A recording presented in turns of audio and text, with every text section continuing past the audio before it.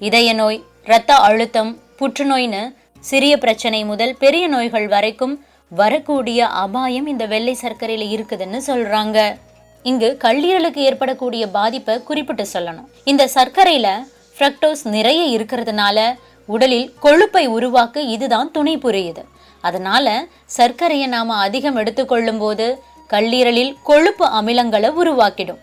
இதுவே கல்லீரலை நேரடியா சேதப்படுத்தக்கூடிய அடிப்படை காரணம்.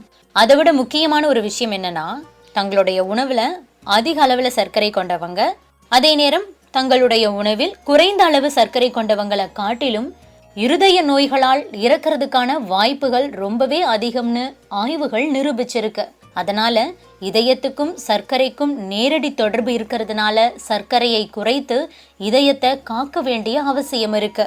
சர்க்கரையில கால்சியம், பாஸ்பரஸ், இரும்பு சத்துன்னு இப்படி நிறைய சத்துக்கள் இருந்தாலும் கூட